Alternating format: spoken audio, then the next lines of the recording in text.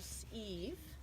He was, I think, down in California at the time, and she was in Newport, but they were apart, and he was writing her this New Year's Eve letter. They wrote In what year? 1949. Yeah. Oh. So, Early. New Year's Eve, 1949. Darling, for about 2 minutes I held my pen above the first line. How to convey my thoughts to you. Most of all tonight, I want to convey that I love you and that I miss you most acutely right now. If you were here or I were there, I would want to talk to you about our happiness and our lives. Who knows, my darling, what inspirations we might sustain together. Tonight you are getting the thoughts of my most tender kisses. To hold your eyes would be a great delight.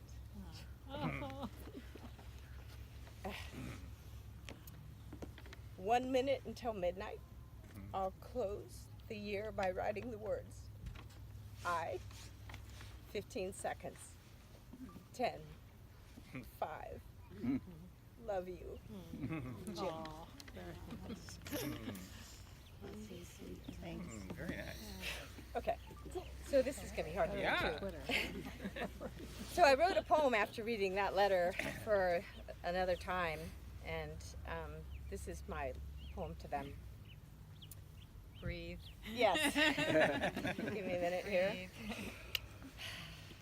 Together again, invisibly, not as ashes or dust, but free just to be, leaving us with gravity connected to our feet, embedded in our hearts, and in the warmth of an embrace.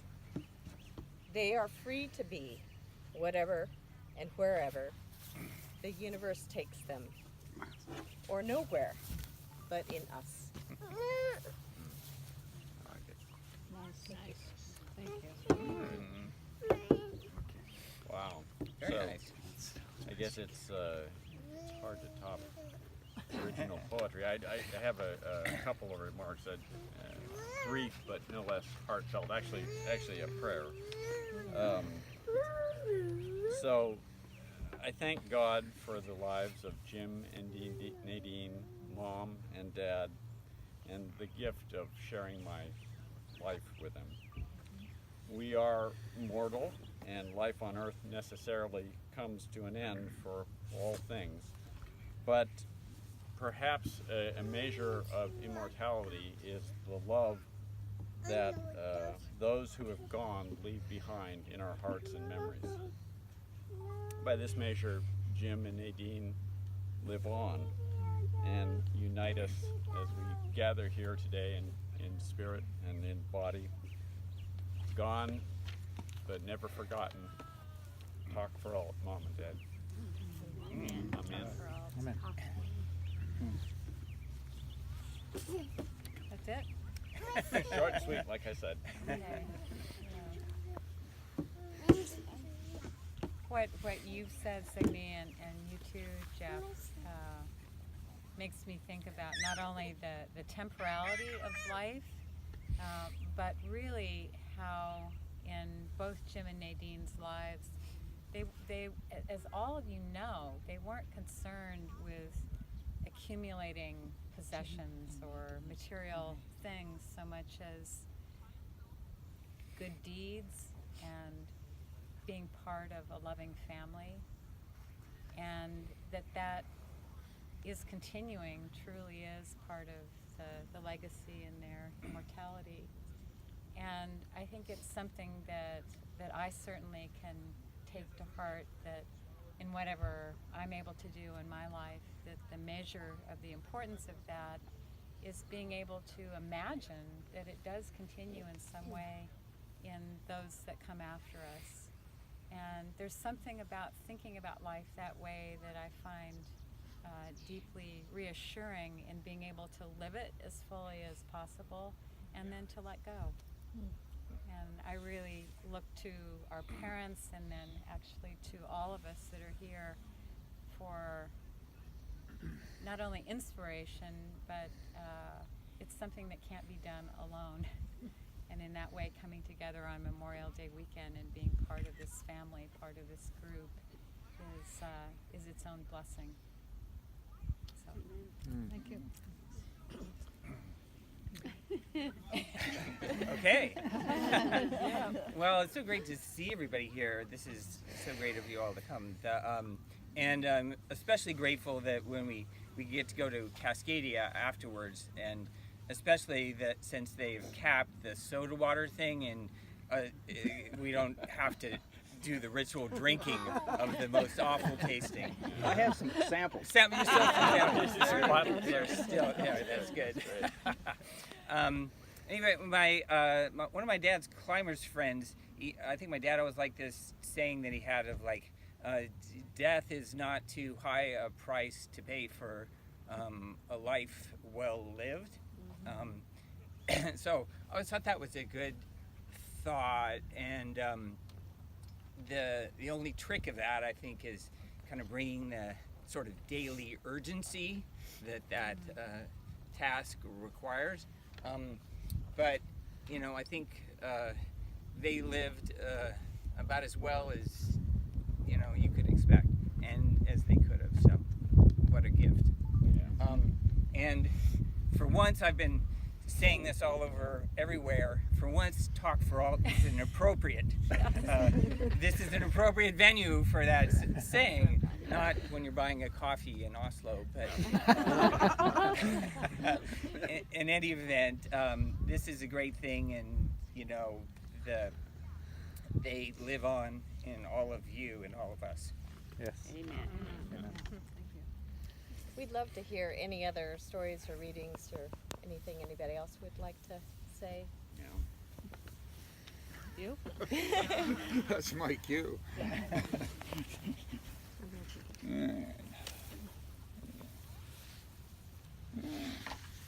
The family linguist wanted me to, who finds things of interest and pursues them diligently People on might want to know Google. why it's called inurnment instead of interment. The use of inurnment, which was a new word to me, But in the it's English language actually dates back to one of William Shakespeare's most famous plays, Hamlet, published 1602. The melancholy Prince of Denmark himself used the term when asking the ghost of his dead father why he's wandering about, and when he and others previously saw thee quietly inurned. So, Okay. So that's where who inurnment knew? comes Yeah. Who cared? Yeah. Interesting. That's all nonetheless. for we Yeah. do. The Yeah. rest No, is him. I hadn't heard that. Okay, give it but, to him. first with Give it back. Yeah, I appreciate that. yeah, thank you, Signe, for getting a little misty because I am before I start. If I do, I can blame it on plummeting I have a testosterone Kleenex. levels. But I can blame it on low blood sugar, maybe. there you go. Yeah, that's him. Okay, there's a French expression, the esprit d'escalier, and what it means basically is repartee is what you think of, what comes to mind once you're the departee. Yeah. So to avoid that, rather than speaking extemporaneously, I wrote it down and fell on some of the great writers. Of course, there's no end to great thoughts on a subject like this. But in Tennyson's epic poem Ulysses, at the conclusion, which I'm sure will be familiar to many of us, we are not now that strength which in old days moved earth and heaven. That which we are, one equal temper of heroic hearts, made weak by time and fate, but strong in will, to strive, to seek, to find, and not to yield. And Jim's will, his drive, was evident in everything he did, and his universal curiosity and love of learning never waned. One time when I stopped by, he was reading the book Krakatoa about about a super volcano several centuries ago. His interest had no bounds. And lastly, although weakened by time and fate, he never yielded. Karen told me at the memorial that Jim opined that nowadays people just live too long. He wanted to live. He didn't want to just exist. And that's exactly what he did. Another poet, or romantic poet, William Wordsworth, wrote, "The world is too much with us, soon and late. Getting and spending, we lay waste our powers. Little we see of nature that is ours. We've given our hearts away, a sordid boon.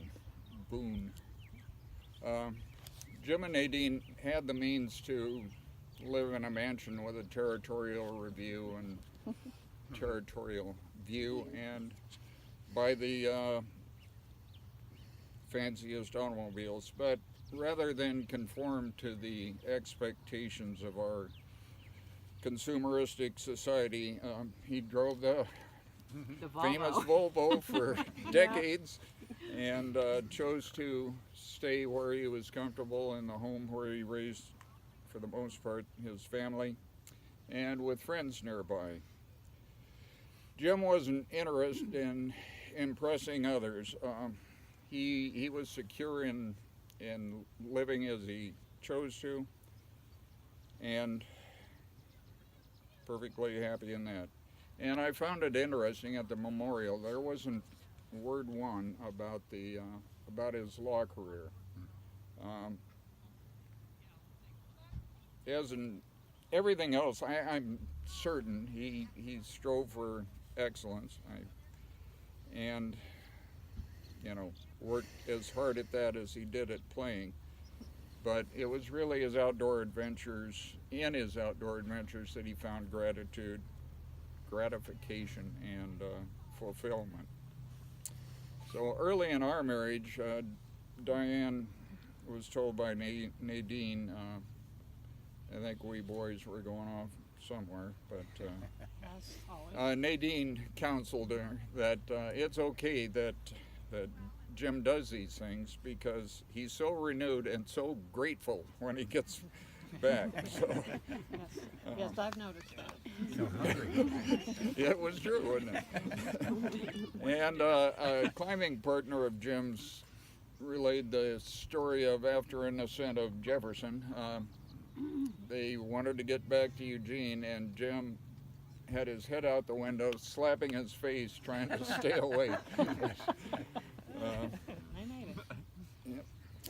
So Jim's enthusiasm for life and his compassion, his interest and concern for others, his morality, his conviction, certainty of what was right and wrong, and his resolute optimism will stay with me.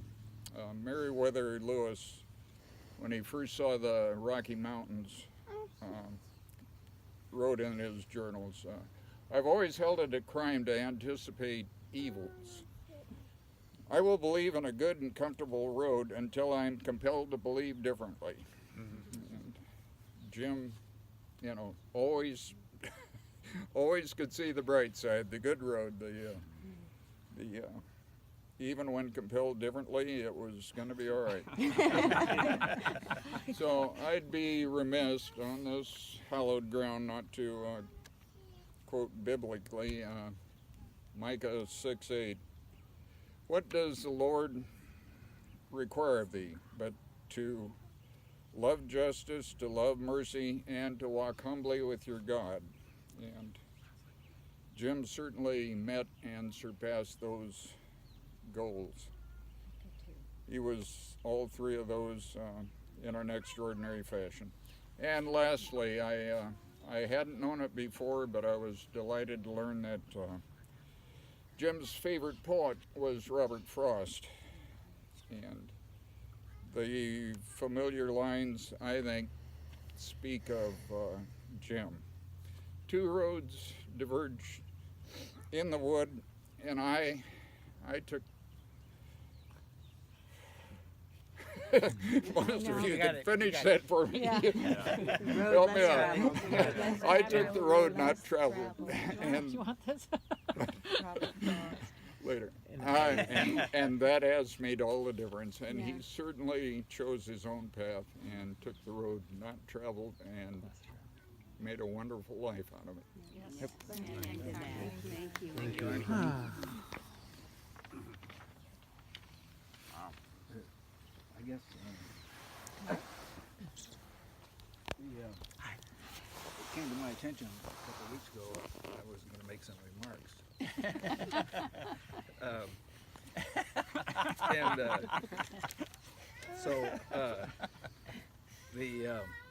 I spent a considerable time trying to think of something that summarized or that encompassed Jim, but I woke up in my 1:30 to 3:30 toss and turn period, and the idea just popped in my head: the orange rope.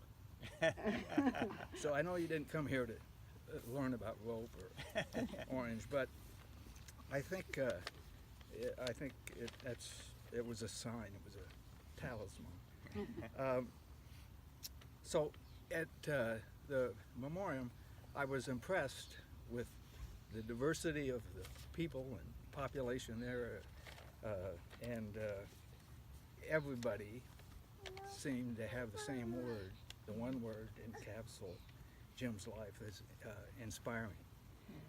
And I thought, gee, we need to come to some understanding what it is that got all these people to that conclusion.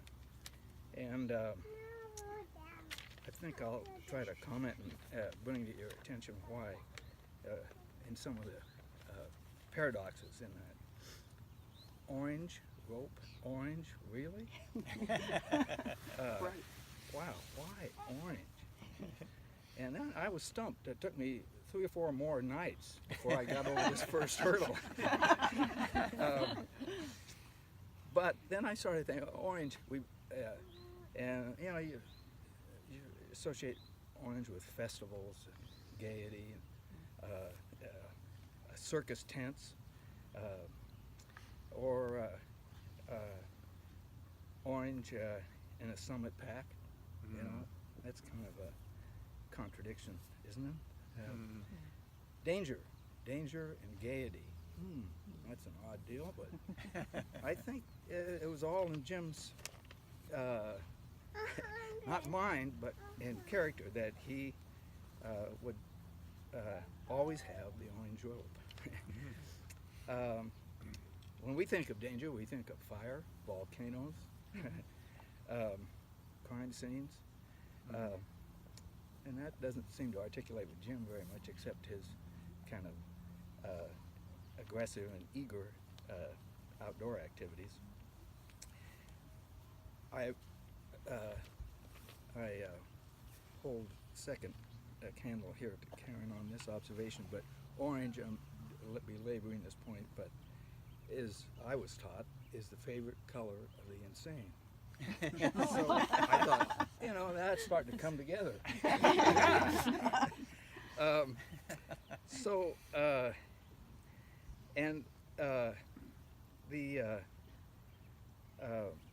There seems to be kind of an ambiguity about the symbol of gaiety and danger, but I think Jim,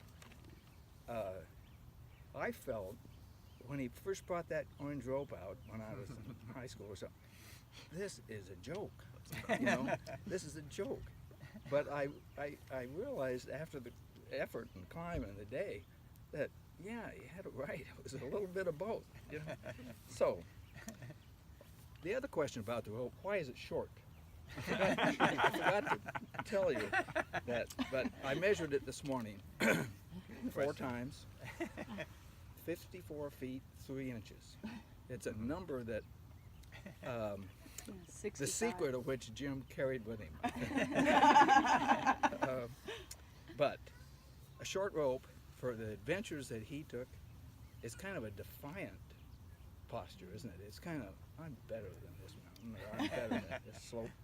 It exudes confidence. I don't need a big rope. I don't need it. Hopeful, you know? These seem kind of traits that Jim comes up with. Promising. And why a rope? Why all this symbolism in a rope? Why was it always there? Right in his back, right within his grasp? Well, it brings people together. Ties people together. Bonds. There was a secondary security and safety, but that was kind of an afterthought. A rope holds a place and reaches heights. It removes obstacles. It allows caution. The rope is an inspiration. It's currently coiled beneath the head of my bed. Oh.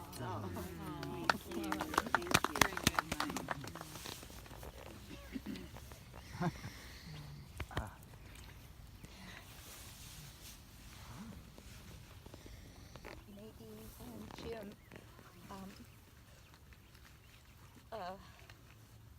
they were like, it's probably not fair to share, but like second parents to us, especially since Mike lost his family a few days before our wedding, and Jim stepped up as best man and Nadine was there, and they introduced us to so much love, and being a married in-law in the family, it meant so much to me and so much to Mike, so that we could go on and live our life with vigor and love for our children and keep building. It's that optimism. The road always gets better. So thank you so much to Nadine and Uncle Jim. Thank you. All right. I forgot my props. You forgot your prop. 4 1/3 inches. You will note that this is not even a 3/4 inch rope. This is like a 1/4 inch. You know, you could. You don't want to overdo it. The what we tagline used that to always call in came with climbing. this was "Be a little careful, Barney." Jeff, it's what we used to say in climbing, can a you put it in front of psychological the- belay. You bet. It didn't actually serve any purpose That's- except to that's make you good. believe in yourself. Yeah, take that picture, Dan, or you probably did, huh? That's neat with the, yeah, that's good. The other thing about Orange, I didn't know that Mike was going to riff on Orange quite the way he did. But it's in color theory, which has been studied. Some people have devoted their lives to the study of color. Orange is the most aggressive color. And I think that goes with what you're saying about sort of the chutzpah and courage and, you know, stepping out there. I guess one other thing I'd like to say, even though this is on the occasion certainly of Jim's death, is that one of the things that I learned about my parents after Nadine died, and in that these last years when Jim really didn't initially want to continue his life without her. I mean, he was initially there, he was done, but he did mourn, and he did find his way to continue, I think, in a way that made the end of his life more meaningful for him. But holy cow, they really loved each other. And that the devotion to each other, which I think, you know, Meredith, you're touching on, that just sort of spilled over. I realized after she died just the incredible depth of that commitment and passion, devotion to one another, and by extension to to the whole family. And I think that's also part of that, what was inspiring, that also came from Nadine and to her from him. Tradition with Uncle Jim to come to our house for St. Patrick's Day. Corned beef and cabbage. No reason. None of us felt Irish, but it was a time we could all get together. And we always read this poem, this Irish poem, during our meal. And I'd like to share it with you. You probably all know part of it, if not all. And it says, "May the road rise up to meet you. May the wind always be at your back. May the sun shine warm upon your face. The rains fall soft upon your fields. And until we meet again, may God hold you in the palm of his hand." I actually didn't prepare anything. I didn't even think I was going to speak. I think of Uncle Jim as two symbols in my life. One, he is the gigantic wolf tree that was in your backyard when you're born. And it was just there. You never question it because you're a baby, you're a toddler, you're a young child, and this tree is in your backyard. And you're playing under this tree, under the shade of it, under the foliage. And as you grow older, it starts to dawn on you that that tree and the roots of that tree are holding your entire community together.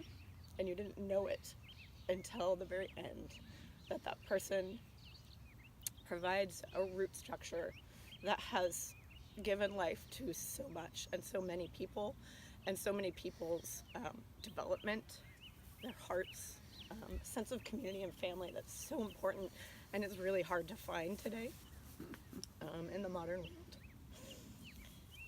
So he's my wolf tree, and he's also Ziggy's wolf tree.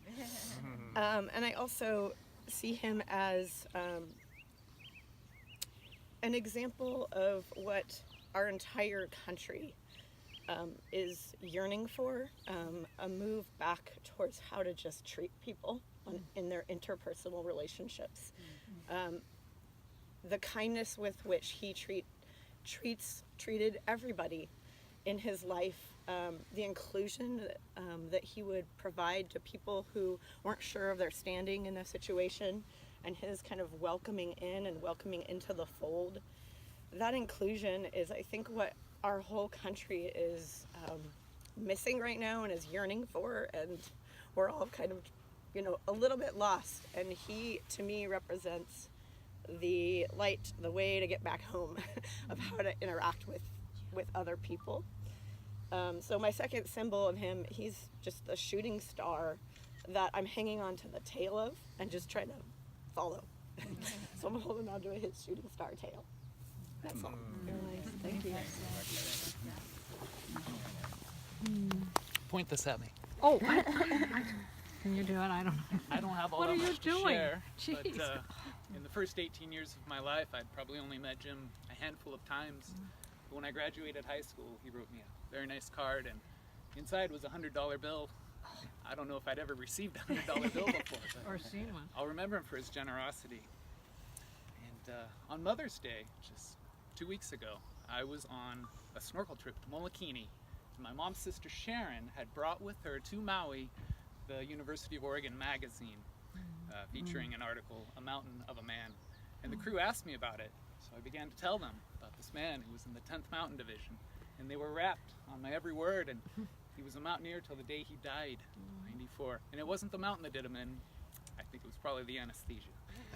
But I'm 42 and still searching for my lifetime companion, my Nadine or my Alexa, perhaps my Rachel. But the words from the wedding ceremony of Alexa and Dylan are my guiding light, that when both partners plan to give more than they receive, why then you'll both have the wind at your backs. And that's my guiding light in the companionship I hope to find.